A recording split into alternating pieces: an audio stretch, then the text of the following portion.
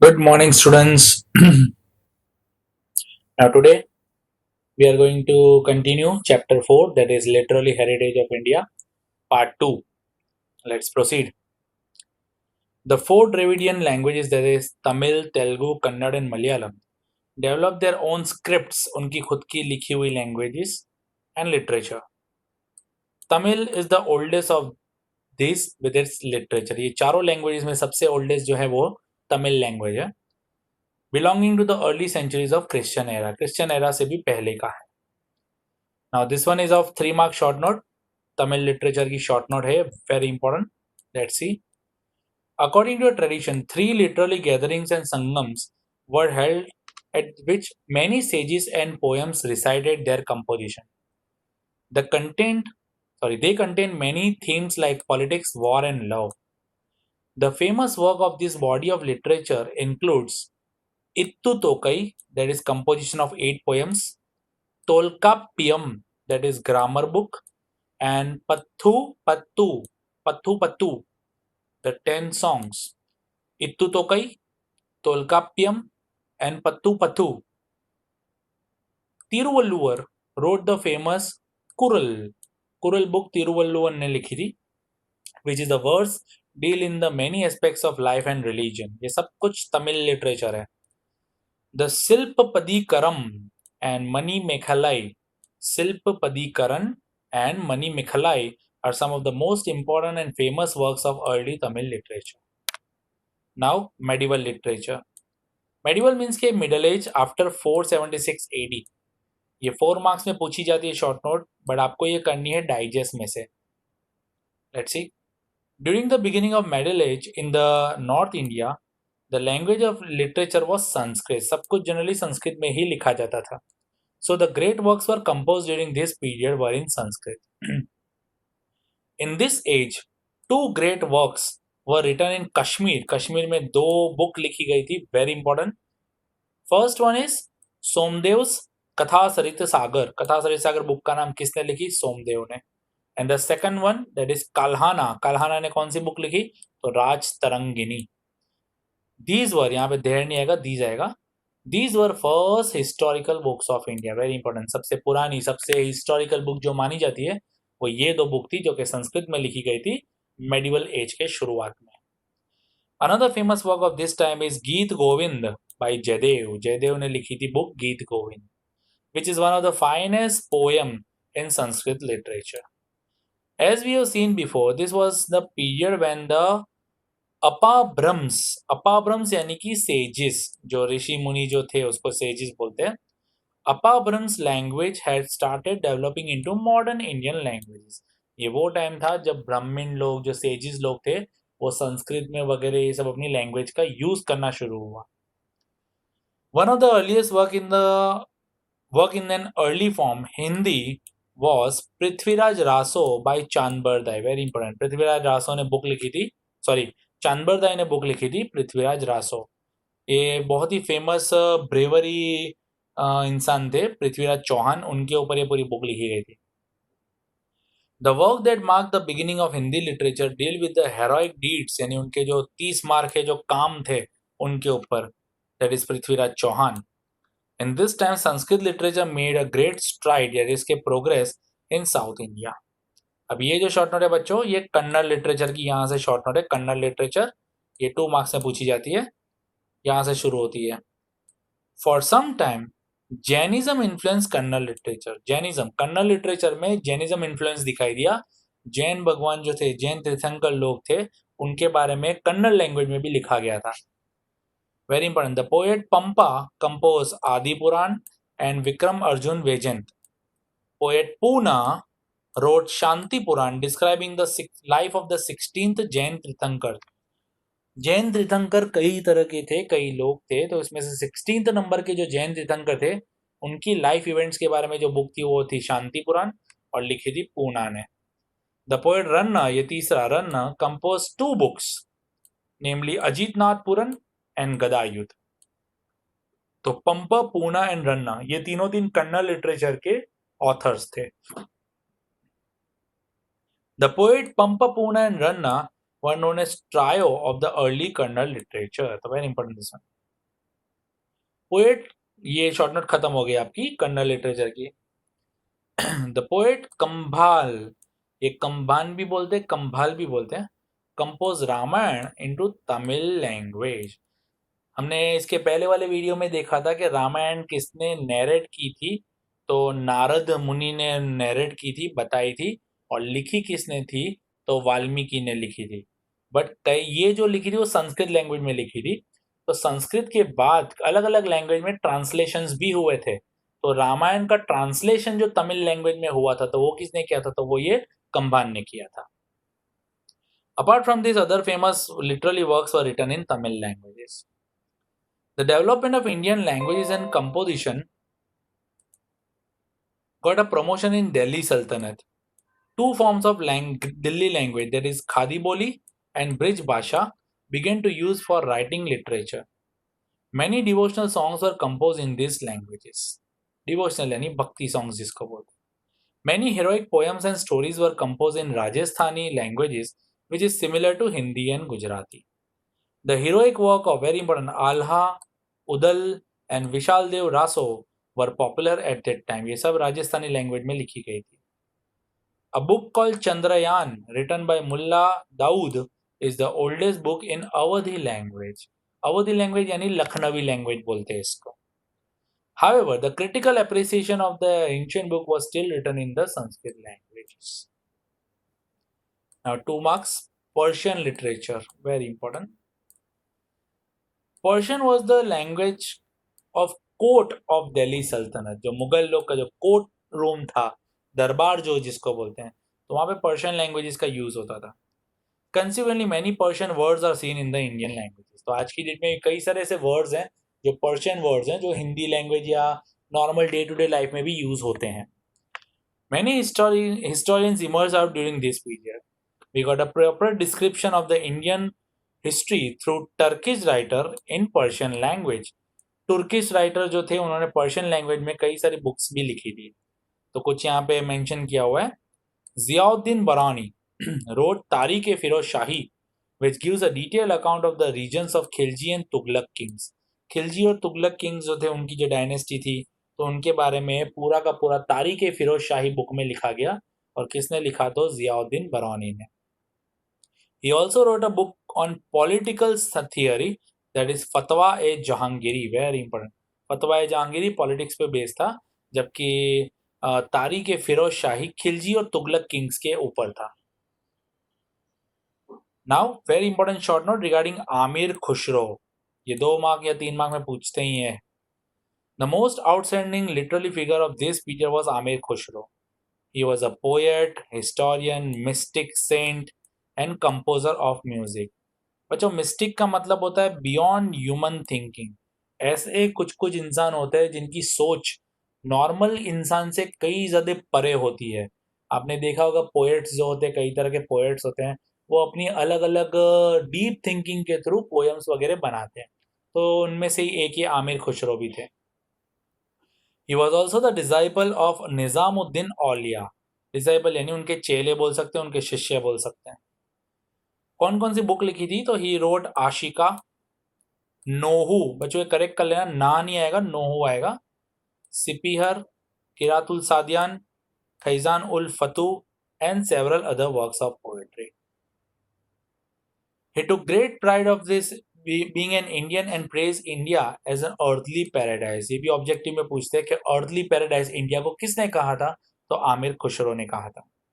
He praised India's flora and fauna, यानी plants and animals, its beauty, its building, its knowledge and learning. He strongly believed that in many respects the essence of Hinduism resembled Islam. जो Hinduism में जो जो चीज़ें बताई गई है वो सब इस्लाम में भी है. तो किसी भी तरह से कुछ भी अलग नहीं है. हिंदुइज्म हो, इस्लाम हो, ये सभी जो ग्रंथ है वो सब एक ही चीज़ कहते हैं. He considered Hindavli, very important, Hindavli, the Hindi spoken around the region of Delhi. What is Hindavli? तो Hindavli is a language. ये लैंग्वेज कहाँ बोली जाती है, तो दिल्ली एरिया के आसपास. और ये हिंदावली कौन सी लैंग्वेज है, तो बेसिकली हिंदी लैंग्वेज ही है, बट थोड़े इसमें जो है वो उर्दू टच भी आता है, पर्शियन टच भी आता है, ऐसा.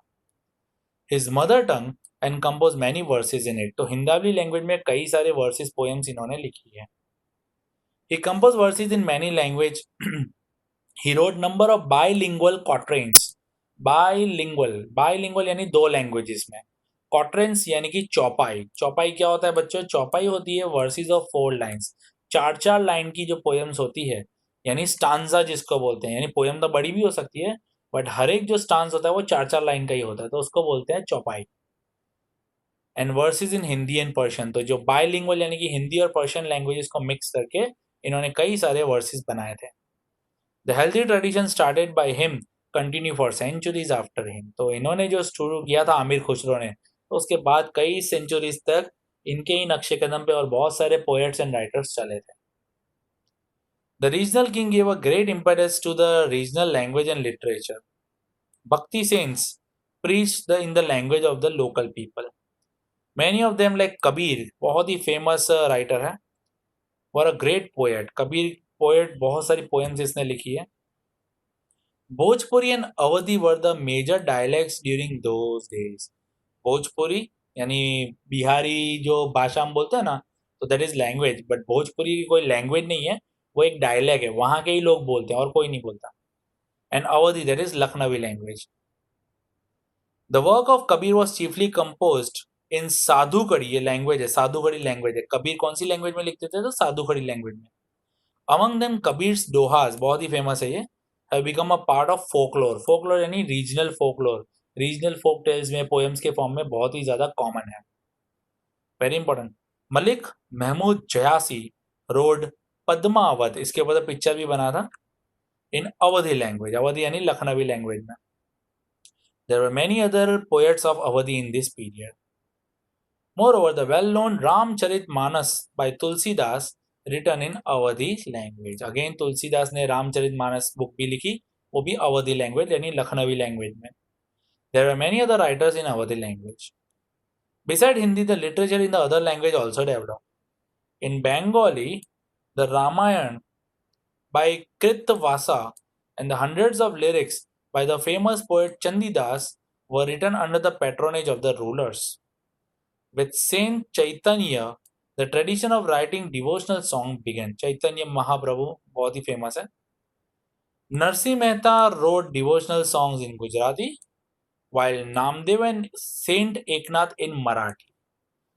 There were important development in Kashmir under Zainul Abidin, under whose patronage many Sanskrit works like Mahabharata and Raj Tarangini were translated into Persian language. तो कई तरह की लैंग्वेज में, बंगाली में देखो, गुजराती में देखो, मराठी में देखो, देन कश्मीरी लैंग्वेज में देखो, देन संस्कृत वर्क को पर्शियन लैंग्वेज में भी ट्रांसलेट किया गया है। तो कई सारी चीजें हैं। The range of kings of Vijayanagar, बहुत ही famous Vijayanagar king. Sanskrit literature continue to develop.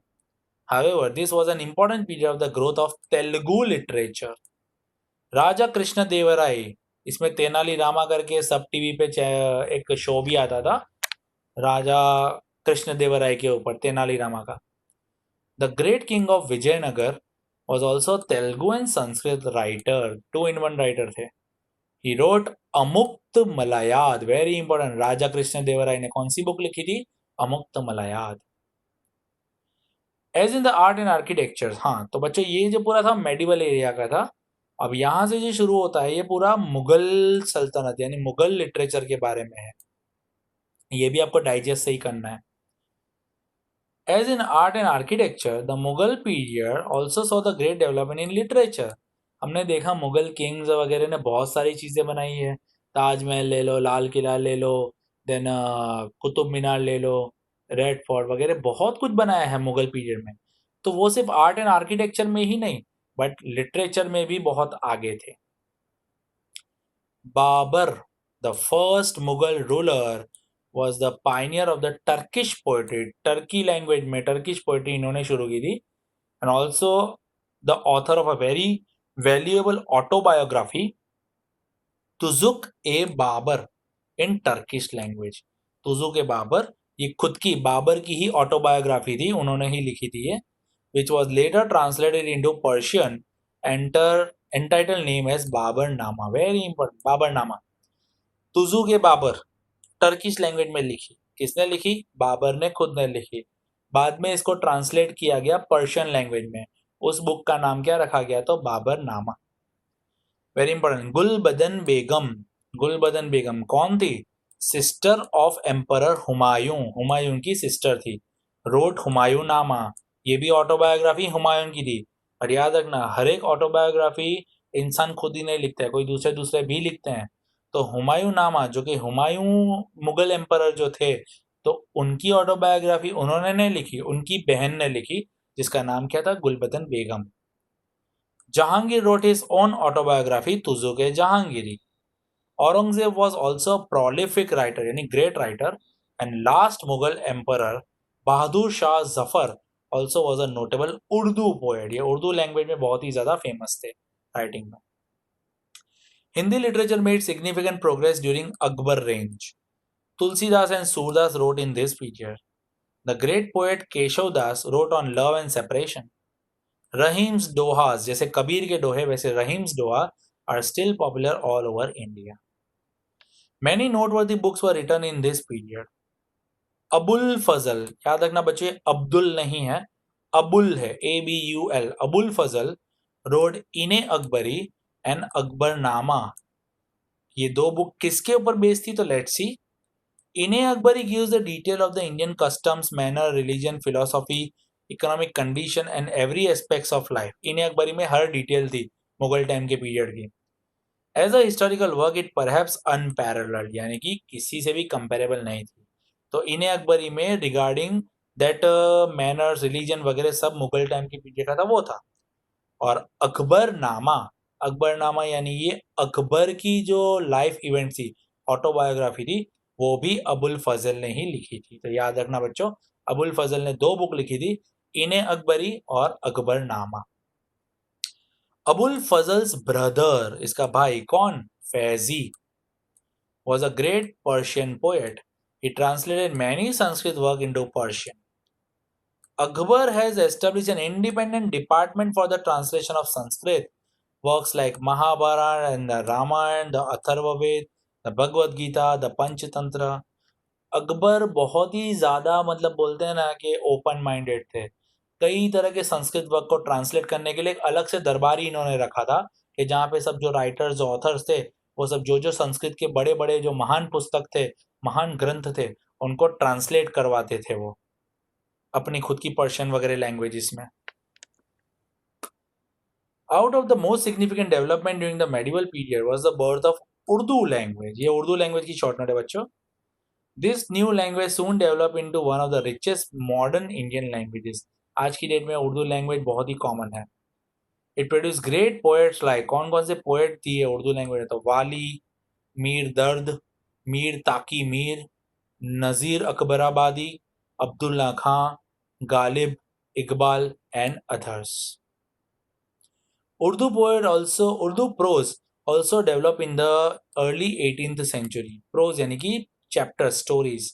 When the translation of most of the historical work from Sanskrit to Urdu began. तो 18th century में जैसे हमने देखा बहुत सारे Sanskrit work, Sanskrit was the earliest language. तो उसके बाद संस्कृत को बंगाल में, संस्कृत को तमिल में, संस्कृत वर्क को पर्शियन में, बहुत सारे लैंग्वेज में कन्वर्ट किया गया.